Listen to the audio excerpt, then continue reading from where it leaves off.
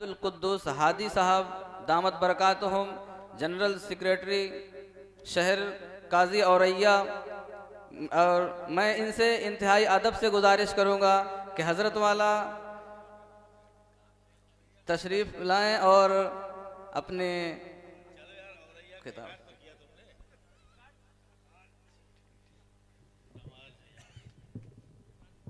माजरत का हूँ, मैं हज़रत का सही तारुफ न करा सका, चूँकि बड़ों की मजलिस है, इसलिए मैं खुद नर्वस हो जाता हूँ कभी कभी। चलो ठीक है। अल्हम्दुलिल्लाह अल्हम्दुलिल्लाह नहमदुहु व नस्तईनुहु व नस्तगफिरुहु व नु'मिनु बिही व नतवक्कलु अलैहि व नऊज़ु बिल्लाहि मिन शुरूरि अनफुसिना व मिन सय्यिआति अमालिना मन यहदिहिल्लाहु फला मुज़िल्ल लहु व मन युज़लिल फला हादिय लहु व अशहदु अन ला इलाहा इल्लल्लाह व अशहदु अन्ना मुहम्मदन अब्दुहु व रसूलुहु अम्मा बअद। फ़अऊज़ु बिल्लाहि मिनश शैतानिर रजीम बिस्मिल्लाहिर रहमानिर रहीम रब्बि इश्रह ली सदरी व यस्सिर ली अमरी वहलुल उक़दतम मिन लिसानी यफ़क़हू क़ौली। क़ाल अल्लाहु तबारक व तआला फ़िल क़ुरआनिल मजीद व फ़ुरक़ानिल हमीद वल्लज़ीना जाहदू फ़ीना लनहदियन्नहुम सुबुलना व इन्नल्लाह लमअल मुहसिनीन। क़ाल नबी सल्लल्लाहु अलैहि वसल्लम इन्नमा बुइस्तु मुअल्लिमा। अज़ीज़ान गिरामी, मुख्तसर से वक्त के लिए मैं आपके और हज़रत मौलाना मुफ्ती अब्दुल रहमान साहब नक्शबंदी दामत बरकातुहु आलिया के दरमियान मुखिल हूँ। ज़मीर तो गवारा नहीं करता कि हज़रत मुफ्ती साहब की मौजूदगी में मैं कुछ कहूँ या कुशाई करूँ, लेकिन मोहब्बतों की बुनियाद पर आप सब लोगों ने, जिन लोगों ने दावत दी, बुलाया है, उनकी दिलजोई भी मकसद है। मैं तो वैसे भी इस मैदान का, इस फील्ड का आदमी नहीं, लेकिन आप लोगों की, हमारे उलमा की, हमारे चाहने वालों की जो मोहब्बतें हैं, उनकी बुनियाद पर मैं जगह जगह हाजिर भी हो जाता हूँ और यही दुआ करके बैठता हूँ कि अल्लाह इन लोगों की, उलमा जो बैठे हुए हैं, मोहब्बत करने वाले, इनकी लाज रख ले, कुछ काम की बातें कहला दे। आज दुनिया के हालात जो भी हैं हमारे आपके सामने हैं, हमसे कुछ छिपा हुआ नहीं है।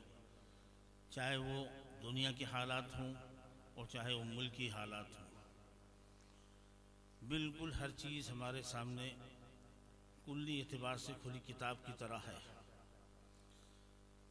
और अगर आज हम अपनी ज़िंदगी में संजीदगी के साथ फैसला ले करके ज़िंदगी अगर नहीं गुजारते हैं तो मेरी अल्लाह रब्बुल इज़्ज़त के वहाँ पकड़ और गिरफ्त होगी। अल्लाह रब्बुल इज़्ज़त ने दीन और मिल्लत के बहुत से रास्ते हैं वहाँ तक पहुँचने के लिए बताए हैं।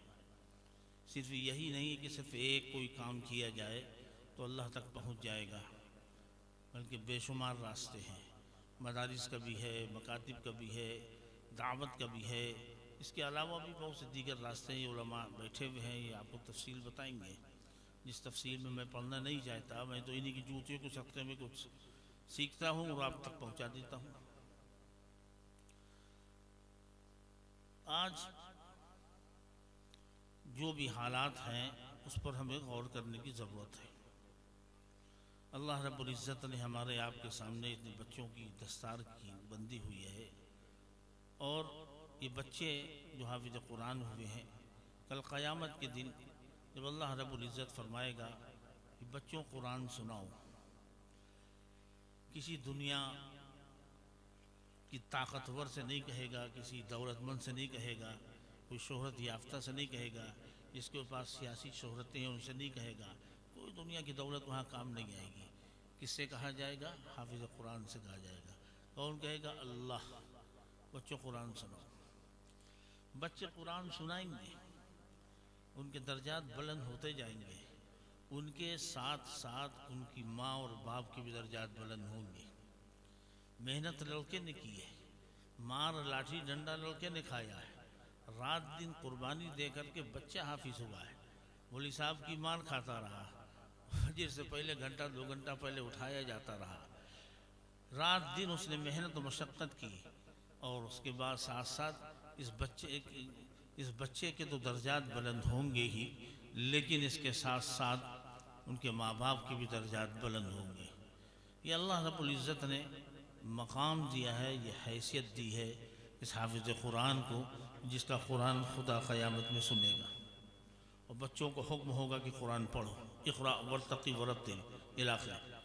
ये एक लंबी तफसील है, लेकिन हमारे कहने का मकसद ये है कि वो माँ वो बाप जिन्होंने बच्चे के हक़ में क़ुरबानी दी ही, मुजाहिदा किया है और हाजी शकील साहब के मदरसे में ला कर के भर्ती किया है कि नहीं ये बच्चा हमारा है, हम इससे कमवाना नहीं चाहते, हम इससे माल की उम्मीद लेके नहीं बैठे, हम इसको माल के लिए कारोबार में काम में लगाते तो 100-200 ये लाकर हमें देता, लेकिन वो माँ बाप ने इसके पैसे की लालच नहीं की। चाहते तो हिंदी अंग्रेज़ी की तालीम देते, किसी इंग्लिश मीडियम में भर्ती करते और उसको दुनिया की तालीम देते और उसको आगे बढ़ाने की कोशिश करते दुनियावी एतबार से, लेकिन उन्होंने तमाम चीज़ों से बचाकर, तमाम तालीम से, रुपए से, पैसे से, सब चीज़ से बचाकर और हाजी शकील साहब को मदरसे में ला करके दे दिया कि साहब इसको हाफिज़ बना दीजिए। ये इस कुर्बानी का नतीजा उनको उस दिन मिलेगा जो अल्लाह रब्बुल इज़्ज़त उनके दर्जात को बुलंद फरमाएंगे और सर पे ताज भी पहनाएंगे और ताज्जुब और अशश करेंगे लोग कि आखिर ये कौन लोग हैं इनके सरों पर ताज पहनाया गया है। चुनांचे जो ताज पहनाया जाएगा उस पर लोग मुतहय्यर होंगे, लोग समझेंगे बनी इसराइल के अनबिया हैं, लेकिन ऐसा नहीं, मालूम करने पे पता चलेगा ये हाफिज़ कुरान के वालिदैन हैं। ये कोई मामूली बात नहीं है, ये कोई मामूली मकाम नहीं, मामूली हैसियत नहीं। आज हमने और आपने ये समझ लिया है कि मुख्तसर सी आमदनी हाफिज़ कुरान की होती है, मस्जिद का रहता है, मदरसे का रहता है, कहीं का नहीं हो पाता, तो अल्लाह रब्बुल इज़्ज़त ने उसके मकाम को बयान किया। अल्लाह नबी पाक सल्लल्लाहु अलैहि वसल्लम ने उसके मकाम को बयान किया, खैरुकुम मन तअल्लमल कुरान व अल्लमा। तो मैं सबसे बेहतर आला अफजल वो शख्स है जो कुरान को सीखे और सिखाए, इनसे आला और अफजल कोई नहीं दुनिया के अंदर, सबसे ऊंचा मकाम इनका है, आला मकाम। आज जो हम इनकी आमदनियों को देखें तो आप देखिए कि जो टीचर लाखों रुपए महीना पैदा करते हैं वो हाफिज़ कुरान, क़ारी कुरान, आलिम कुरान जो मदारिस से जुड़े हुए हैं, पढ़ा रहे हैं, उनसे अच्छा पहनते हैं, उनसे अच्छा खाते हैं, उनसे अच्छी ज़िंदगी गुजार रहे हैं और पुरसुकून ज़िंदगी गुजार रहे हैं। ये इस कुरान की बरकत है। हाफिज़ कुरान अगर वाकई कुरान का हक़ अदा कर रहा है और कुरान पर ज़िंदगी गुजार रहा है, कुरान को पढ़ रहा है, तो उस पर अमल कर रहा है, तो अल्लाह की नुसरत और मदद भी होती है। ये कुरान अल्लाह की किताब है, इसको छूना, इसको पढ़ना, इसको देखना, इस पर अमल करना, सारी की सारी इबादतें हैं।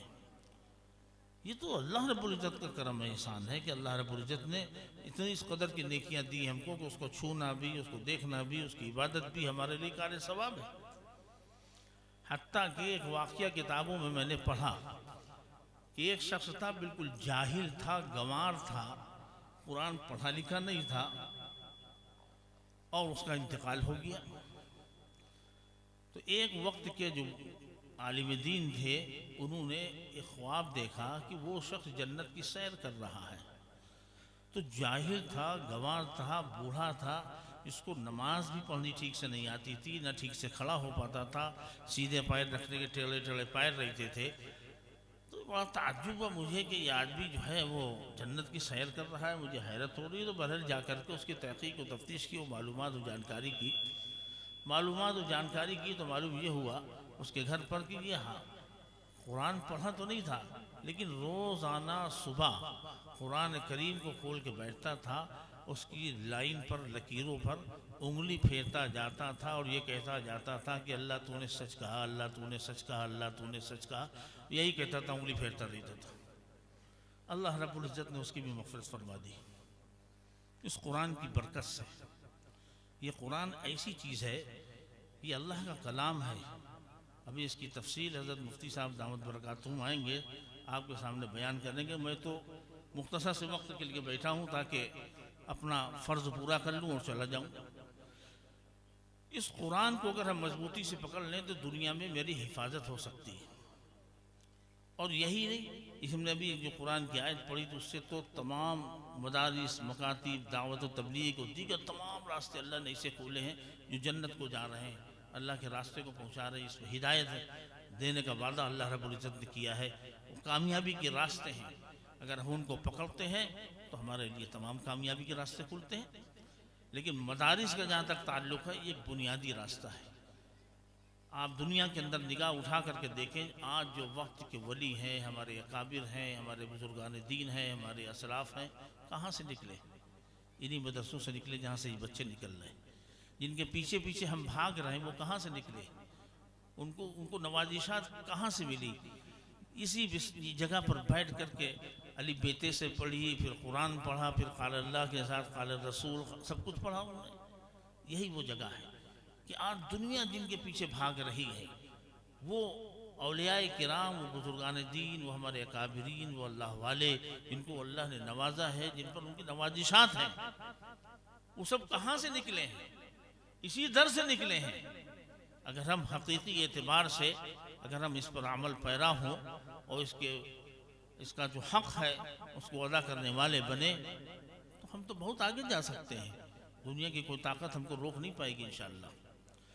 और फिर जब तक कुरान मुक़द्दस है, मदारिस हैं, मकातिब हैं, इस्लाम के मराकिज़ हैं, याद रखिए दुनिया में जब तक ये चीज़ें बरकरार हैं तो दुनिया उस वक्त तक कायम रहेगी। दुनिया उस वक्त तक कायम रहेगी। इनका कोई कुछ नहीं कर पाएगा इंशाअल्लाह, इसलिए कि इसके पीछे अल्लाह इनका मुहाफिज है। अल्लाह रब्बुल इज़्ज़त इनकी हिफाजत कर रहा है।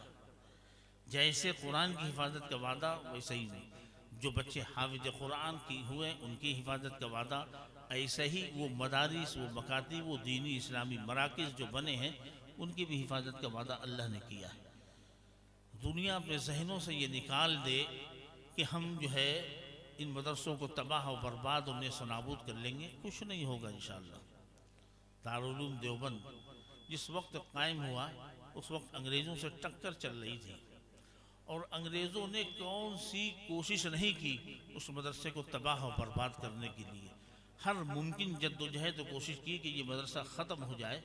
वो ख़त्म हो गए मगर दारुल उलूम आज भी बरकरार है अल्हम्दुलिल्लाह। और याद रखना ये इंशाअल्लाह क़यामत तक बरकरार रहेगा। दुनिया की कोई ताकत उसका कुछ भी नहीं कर पाएगी इंशाअल्लाह।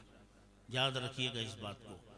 इसलिए इनको तबाह करने वाले खुद तबाह होते हैं, खुद अपनी मौत मरते हैं, खुद बर्बाद होते हैं, कहीं के नहीं रहते। इसलिए इनकी तरफ अच्छी निगाह रखो, आप इनसे मोहब्बत करो, इनसे ताल्लुक़ कायम करो, इनसे मोहब्बत पैदा करो, इनको अच्छी निगाह से देखो, इनकी खिदमत करो और जो भी कुछ हो सके अच्छा से अच्छा हुस्न ज़न इनके साथ रखो और जो भी कुछ हो सके उसको करो। लेकिन इनको बुरी निगाह से मत देखो, क्योंकि ये अल्लाह का इंतखाब है। हाफिज़, कारी, आलिम वो होता है जिसको अल्लाह मुंतखब करता है। अगर आप उस आलिम पर, उस कारी पर, उस हाफिज़ पर उंगली उठा रहे हो तो उस पर नहीं उठ रही है, बल्कि वो जो अल्लाह का इंतखाब है उस पर उंगली उठ रही है। गोया नौज़ बिल्लाह आपने अल्लाह के ऊपर उंगली उठाई है। कमियां तो हर एक में हो सकती हैं लेकिन उंगली उठाने के लिए नहीं। ये तरीक़ा शरीयत के मुनाफी है, बिल्कुल गलत है। ये शरई एतबार से दुरुस्त नहीं। हमारा काम है जो हमें दिया गया वो करना, हमें मोहब्बत करनी है, ताल्लुक़ कायम करना है, मोहब्बत पैदा करनी है। हज़रत मौलाना कासिम नानोतवी रहमतुल्लाह अलैह किताबों में पढ़ा है कि लिखा है कि जिस वक्त जो है वो मदरसा दारुल उलूम की बुनियाद नहीं पड़ी तो उससे पहले उन्होंने ख्वाब देखा था कि हम खाने काबा की छत पर हैं और वहाँ से जो है वो नूर की बारिश हो रही और वहाँ से वो नूर बांट रहे हैं, जैसे वाक़यात में लिखा हुआ है। तो बहरहाल बाद में लोगों ने बताया कि उसका मतलब ये है कि इस बंदे से अल्लाह ऐसा काम लेगा कि पूरी दुनिया इससे मुस्तफ़ीद होगी और आज तक मुस्तफ़ीद हो रही है दारुल उलूम देवबंद से। मौलाना कासिम नानोतवी रहमतुल्लाह अलैह ने ख्वाब में देखा था। तो मैं कहने का मकसद है इखलास और लिल्लाहियत के साथ काम करने की ज़रूरत है। डरने की ज़रूरत नहीं, परेशान होने की ज़रूरत नहीं। अल्लाह के दामन को मजबूती से थामने की ज़रूरत है। अगर हम अल्लाह के दामन को मजबूती से थाम लेंगे तो हमारा फिर कोई कुछ नहीं बिगाड़ पाएगा इंशाअल्लाह। लेकिन अगर जो हालात इस वक्त हमारे और आपके चल रहे हैं, एक दूसरे की टोपी उछालना, एक दूसरे की टांग खींचना, एक दूसरे पे भरोसा न करना, एक दूसरे से एतमाद न करना, एक दूसरे के पीछे पड़ जाना, एक दूसरे की गीबत करना, ये वो चीज़ें हैं जो हमारे बर्बादी के रास्ते पर हमें ले जा रही हैं। अगर ये हालात यही रहे और तब्दीली नहीं आई तो फिर वो वक्त करीब है कि जो कुछ भी हो सकता है। 47 से पहले का एक वाक़या मैं कभी कभी अक्सर सुना देता हूँ कि उस वक्त जब यहाँ से लोग पाकिस्तान जा रहे थे और पाकिस्तान से इधर आ रहे थे तो पूरी ट्रेनें लोग जो है वो काट काट के लोगों को फेंक दिया करते थे, रास्ते से सब माल को लूट लिया करते थे। तो एक लंबा तफसीली वाक़या है। तो वो उस वक्त एक बड़े बुज़ुर्ग थे, उनका नाम मेरे जहन में नहीं है, उनके पास पानीपत में नाम जहन में नहीं है। वो वहाँ पर पहुँचा, एक वफ्द रोता हुआ कि हज़रत कुछ दुआ फरमा दीजिए, बहुत बुरा हाल है, पूरी ट्रेनों में लोग काटे जा रहे हैं, मारे जा रहे हैं, ख़त्म किए जा रहे हैं और लूट मार हो रही। तो वो कश्फ वाले थे, अल्लाह रब्बुल इज़्ज़त उनको इंकिशाफ करता था, उनको कश्फ हो जाता था। तो वो गर्दन उठाई उन्होंने और देखा, कहने लगा ऐसा कुछ नहीं जैसा तुम कह रहे हो। और वो लोग रोते रहे, आधा घंटा गुजर गया। आधे घंटे के बाद फिर उन्होंने अपनी गर्दन उठाई, कहा कि हाँ अब कोई मुसलमान मारा गया, अब कोई मुसलमान मारा गया। मकसद कहने का सिर्फ ये था कि अब तक जो मारे जा रहे थे हमारे और आपकी तरह के मुसलमान थे। अब जब किसी अल्लाह वाले पर हाथ उठता है, जब किसी अल्लाह वाले पे उंगली उठती है, जब किसी अल्लाह वाले पर कोई गलत कदम उठाया जाता है तो फिर जलजला आ जाता है, फिर उसको कोई दुनिया की ताकत रोक नहीं पाती। तो अगर हम वो मुसलमान बन जाएं जो अल्लाह रब्बुल इज़्ज़त को दरकार है, जो जनाब मोहम्मद रसूलुल्लाह सल्लल्लाहु अलैहि वसल्लम को जिसलिए भेजा गया था तालीम देने के लिए, जिसकी दावत के लिए भेजा गया था, अगर हम वो असली मुसलमान बन जाएं तो आज भी हम कुछ नहीं हो सकता। कोई दुनिया की ताकत हमारा कुछ भी नहीं बिगाड़ सकती, ज़र्रा बराबर नहीं बिगाड़ सकती, किसी में दम नहीं कुछ हमारा बिगाड़ ले, क्योंकि हम एक अल्लाह के मानने वाले हैं, एक अल्लाह से मोहब्बत करने वाले हैं, उसके अहकामात पर पाबंदी करने वाले हैं। जनाब मोहम्मद रसूलुल्लाह सल्लल्लाहु अलैहि वसल्लम जिस मकसद के लिए भेजे गए, इन्नमा बुइस्तु मुअल्लिमा, उनकी तालीमात की बुनियाद पर हम ज़िंदगी गुजारने वाले हैं। उन्होंने जो है तो उसके मुताबिक अगर हमारी ज़िंदगी गुजरेगी, हमारा अमल रहेगा तो फिर हमारे कामयाबी के रास्ते अल्लाह अपने फल से खोल देगा। आज हमारे लिए पोजीशन ये बनी हुई कि हम बहुत सी चीज़ों में सोचने पे मजबूर हैं। हमारी जान, हमारा माल, हमारी इज्जत, हमारी आबरू, हमारा मकान, हमारी दुकान, हमारी फैक्ट्री, हमारा कारखाना, हमारी बेटी, हमारे बेटे, सब के बारे में हम बेचैन हैं, सोचा करते हैं कि क्या होगा। हर शख्स उलझा हुआ, डिस्टर्ब है, बेचैनी में गुजर रहा है वक्त उसका कि हमारी जो इतनी हमने सब कुछ बनाया है इसका क्या होगा। इसलिए कि जो हालात से गुजर हो रहा है वो दखल नहीं काम कर रही। एक बड़ी तादाद है जो आती है हमारे पास, अपनी परेशानी का इजहार करती है। बस एक ही रास्ता है, अल्लाह के दामन की मजबूती से थाम लो और जनाब मोहम्मद रसूलुल्लाह सल्लल्लाहु अलैहि वसल्लम जिस तरीक़े को बता गए हैं उस पर गामजन हो जाओ। दुनिया की कोई ताकत कुछ नहीं बिगाड़ पाएगी इंशाअल्लाह। इसी पे कामयाबी है, इसी पे मदद है। अल्लाह उसके रसूल सल्लल्लाहु अलैहि वसल्लम की बताए हुए तरीक़े पर अमल करना, कुरान को मजबूती से थाम लो, अहादीस नबविया को मजबूती से थाम लो। अल्लाह रब्बुल इज़्ज़त ने जो रास्ते और रसूलुल्लाह सल्लल्लाहु अलैहि वसल्लम ने बताए सिर्फ उस पर अमल करने की ज़रूरत है। अगर हम इससे हटेंगे कुछ भी हो सकता है। जो हालात गुजर चुके हैं 47 से पहले, आज वो आंखें देख रही हैं, जैसा महसूस होता है। हमारे बड़े भी बता रहे हैं ऐसा महसूस हो रहा है। अगर हमने अपनी ज़िंदगी में बदलाव पैदा न किया, अपने आप को बदल न लिया, तो वो ऐसा ना हो, अल्लाह ना करे वो दिन आवे कि तारीख़ फिर दोहराई जाए। इसके ख़तरात हम अल्लाह रहें कि गाजर मूली की तरीके से कहीं कोई कदम ना उठ जाए इस तरह का। तो हमें अपने आप को देखना है, किसी पर उंगली नहीं उठानी। हमें अपने रिश्तों को अल्लाह उसके रसूल सल्लल्लाहु अलैहि वसल्लम से मजबूत करना है। हमारे रिश्ते कमज़ोर हुए हैं तब ये हालात बने हैं। अगर हमारे रिश्ते कमज़ोर ना होते ये हालात नहीं बन सकते थे मेरे ऊपर। रिश्तों की कमज़ोरी की वजह से बने। जो खुदा 1450 बरस पहले था, खुदा तो वही है आज ना, खुदा थोड़ी बदल गया, हम और आप बदल गए। कुरान वही है, रसूल पाक सल्लल्लाहु अलैहि वसल्लम की हदीस नबविया वही है। बदलाव किस में आया? हम में आया है। हम बदल गए हैं, हमारे अंदर तब्दीली आई है, हमें सुधारना पड़ेगा।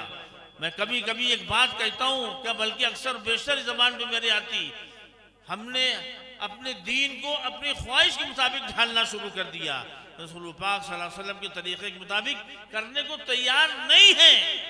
अल्लाह के रसूल सल्लल्लाहु अलैहि वसल्लम की 11 शादियां हैं। किसी भी शादी में जहेज, किसी भी शादी में बारात साबित हो तो कोई बताए। अल्लाह के रसूल सल्लल्लाहु अलैहि वसल्लम की 4 बेटियां हैं। किसी भी शादी में जहेज और बारात हो तो बताओ। और आप किस मजहब पर चल रहे हैं, कौन सा तरीका अपना रखा है? हमारा मजहब कुछ बता रहा है, हमारा अमल कुछ बता रहा है। कौन अल्लाह के रसूल सल्लल्लाहु अलैहि वसल्लम तरीके के मुताबिक काम कर रहा है? कौन अपनी बेटी बेटों की शादियां कर रहा है उस तरीके के मुताबिक? अपने ख्वाहिशात को हम तरजीह दे रहे हैं, इसीलिए ये हालात हमारे आज बन गए। सहाबा किराम रिज़वानुल्लाह अलैहिम अजमईन इस पर अमल करते थे, उनके साथ अल्लाह की नुसरत होती थी। एक सहाबी हाजिर हुए अल्लाह के रसूल सल्लल्लाहु अलैहि वसल्लम की खिदमत में। अल्लाह के रसूल सल्लल्लाहु अलैहि वसल्लम फरमाया, ए फला, कल तुम कहाँ थे, दिखे नहीं? फरमाया, अल्लाह के रसूल सल्लल्लाहु अलैहि वसल्लम, कल हमारा निकाह था। हुजूर को भी खबर नहीं। आज हमारे 2 पैसे आ जाए तो वजीर आजम को भी बुलाने के दम रखते हैं, तो बुलाएंगे शादी में, इसलिए कि दुनिया को दिखा सके। कौन सी शादी कर रहे हैं? क्या दिखाना चाह रहे हैं? किसको दिखाना चाह रहे हैं? जिसको दिखाना है, वो जो देख रहा है, उसको दिखाने की कोई तैयारी नहीं, और जिसे नहीं दिखाना उसको दिखाने की तैयारी किए बैठे हुए हैं। दुनिया का पैसा बर्बाद कर रहे हैं। कल जिना मुश्किल था, निकाह आसान था। आज जिना आसान है, निकाह मुश्किल हो गया। आज सबसे बड़ा मसला हमारे लिए ये पैदा हो गया कि आज जो है सबसे बड़ी चीज ये कि हमारी इज्जतें महफूज नहीं। हमारी बेटियां, हमारे बेटे, अब हम उस तफसीर में क्या जावे, क्योंकि मैं शहर काजू, मेरे सामने रोज 10-5 मसाइल आते हैं। वो हालात से गुजर हो रहा है, माशरे में इस तरीके से गंदगी बढ़ गई है कि जिसको जबान में लाने की हिम्मत नहीं पड़ती। आज वो हालात बनते चले जा रहे हैं माशरे के। इतना माशरा गंदा हो गया, इस कदर की गंदगी माशरे में आ गई कि जो है वो अभी तौहीद साहब उसकी तरफ इशारा करके गए हैं। खाला जात, मामू जात, ये जात, वो जात, और पड़ोसी ये वो, कोई किसी से बचा नहीं है, कोई महफूज नहीं है। आज क्या हो गया है? हम कहां चले गए हैं? किस रुख पर चले गए? अगर हमने अपने आप को न बदला तो हमारा हशर भी ठीक नहीं होगा। अल्लाह एक, रसूल एक, हदीस एक, कुरान एक, और जो हमारी मददें हुआ करती थी, आज वही अल्लाह जो कल हालात को बनाए हुए था, आज ये हालात बिगड़े हैं। तो नौज़ बिल्लाह अल्लाह तो बदल नहीं किया, क्यों बिगड़े? तो हमें तो अपना मुहासबा करना पड़ेगा। क्या तब्दीली आई, क्या वजूहात आई? हर शख्स यहाँ से उठने से पहले ये तय करके जाए कि आज से हम फ़राइज़ वाजिबात तो हमारे लिए फ़राइज़ वाजिबात का दर्जा रखते ही सुन्नतों के मुताबिक हम ज़िंदगी गुजारेंगे इंशाअल्लाह। हर शख्स ये अहद करके यहाँ से उठे करेंगे भाई इंशाअल्लाह। शादियाँ, बच्चे की पैदाइश होती है तो हमें जो है वो सुन्नत नहीं मालूम है कि हमें क्या करना चाहिए। हमारे वो मिट्टी हो रही है, हमें कुछ नहीं पता क्या करना चाहिए। शादियां हैं उस पर नहीं, एक हमें ज़रूरत पड़ जाए किसी अच्छे डॉक्टर की या अच्छे वकील की, तो हमें मालूम हो जाता कानपुर में इस लाइन का सबसे बड़ा डॉक्टर फला है, क्योंकि हमने उस पर कोशिश की, मेहनत की, मालूमात की। लेकिन हमें जब शादी करना है या मौत मिट्टी हो जाए, या हमें जो है उसके अलावा हमारे बच्चे की पैदाइश हो रही, या इसके अलावा ज़िंदगी के हर शोबे में मसाइल हमारे और आपके सामने आते हैं, उसमें हम ज़रूरत नहीं समझते किसी मौलवी से, मुफ्ती से जाकर पूछे कि हमारे वो बच्चे की पैदाइश हुई है, सुन्नत की कुछ तरीक़े बता दिए हमें क्या क्या करना चाहिए। जो पुरानी रस्म रिवाज चली आ रही है हमारे घर में, हम उस पर अमल कर रहे हैं, वही शादी में करते हैं। एक सुन्नत निकाह, बहुत से लोगों को समझाते हड़ गए तो मस्जिद में निकाह पढ़वा लेते हैं, बाकी सारे वही कर्म होते हैं जो करना चाहते हैं वो कर रहे हैं। तो भाई एक सुन्नत निकाह की मस्जिद में पढ़वा लिया, उसके बाद सारे वही काम कर रहे हैं बैठ करके, जो नहीं करना चाहिए। क्या फ़ायदा? खिलवाड़ बना के रख दिया दीन को, मजाक बना दिया हमने दीन को। हम क्या मैसेज देने दूसरों को, दुनिया को? आज हम दूसरों की निगाह में क्यों गिरते चले जा रहे हैं? हमने कुरान और हदीस और शरीयत मुतहर्रा को पकड़ करके इज्जत और शर्फ हासिल किया था। आज हमने उसको छोड़ करके, उसके खिलाफ चल करके, उसके खिलाफ ज़िंदगी गुजार के आज हम जलील और रुसवा हो रहे हैं, दुनिया के अंदर जलील और रुसवा हो रहे हैं। अपने मुल्क के अंदर भी रहकर हम जलील और रुस्वा हो रहे हैं, बदनाम हो रहे हैं, बुरी निगाह से देखे जा रहे हैं, गंदी निगाह से देखे जा रहे हैं। हमने जो है अपना मजहब जैसा हक था पेश करने का पेश नहीं किया। एक साहब जो थे लाइब्रेरी में गए, उन्होंने कहा कि साहब मुझे कुरान दे दीजिए। उन्होंने जाकर कुरान लिया, एक अंग्रेज़ था, उसको जाकर के उसको पढ़ा, उसका मुताला किया और ला करके फिर लाइब्रेरी में उसको वापस किया, कहने भाई कुरान तो बहुत उम्दा माशाल्लाह, अच्छा आप दूसरा नुस्खा दे दीजिए कुरान का। तो लाइब्रेरी वाले ने कहा कि भैया इसका नुस्खा एक ही होता है, दूसरा नुस्खा नहीं है मौजूद, एक नुस्खा था मैंने आपको दे दिया। अरे नहीं, कमाल की बात कर रहा हो यार, हम वो चाह रहे थे नुस्खा जिस पर आज का मुसलमान अमल कर रहा है, हम वो नुस्खा मांग रहे थे, हमें क्या मालूम इस पर तो कोई अमल करता हुआ दिख ही नहीं रहा जो हमने कुरान पढ़ा है।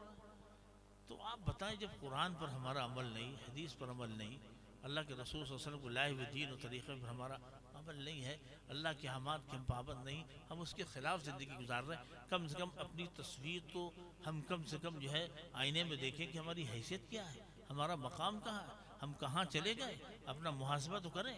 अगर जिस तरीके से हम कारोबार करके रोज़ाना हम अपना हिसाब किताब बायोडाटा लिखते हैं, क्या आया और क्या गया, लेखा जोखा करते कि नहीं करते, अगर हम ऐसे ही रोज़ अपना मुहासबा करने लगे तो बताओ अच्छा ईमान से हल निकलेगा कि नहीं निकलेगा इंशाअल्लाह। लेकिन हम मुहासबा नहीं करते अपने गुनाहों का कि आज हमने कितनी गुनाहें की, आज हमने कितनी नेकियां की। लिखना शुरू कर दो, मुहासबा करो अपना रोज़ आपसे। फिर जब आप देखो कि आज हमको जो है 10 रुपए का नुकसान हुआ दुकानदारी में, तो कल आप मेहनत करके 10 का फ़ायदा उठाओगे। आज ये देखो कि हमने 10 गुनाहें की हैं, कल जब मेहनत करोगे उससे बचने की कोशिश करोगे तो 8 बचेंगे, फिर 6 बचेंगे, फिर 4 बचेंगी गुनाहें, धीरे से ख़त्म हो जाएंगी इंशाल्लाह। लेकिन जब हम चाहेंगे जब होगा, बगैर चाहे कुछ नहीं हो सकता। हमने कोशिश नहीं की, हमने जद्दोजहद नहीं की, हमने अल्लाह से मांगा नहीं, हम जैसे कि तैसी ज़िंदगी गुजार रहे तो वैसे ही गुजार रहे। हम माजरत जाएंगे मुफ्ती साहब से, बात होती तो बात निकलती चली जाती है, मुझे माफ़ फरमा दीजिएगा, बात तो असल होनी थी हज़रत मुफ्ती साहब दावत बरकातुहुम लालिया की, लेकिन कुछ बातें आ गई दिल में, अल्लाह ने डाल दिया, वो मैंने आप तक पहुँचा दी। अल्लाह ताला हमें और आपको कहने सुनने ज़्यादा अमल की तौफीक अता फरमा दे। व आखिर दावाना अनिल हम्दुलिल्लाहि रब्बिल आलमीन।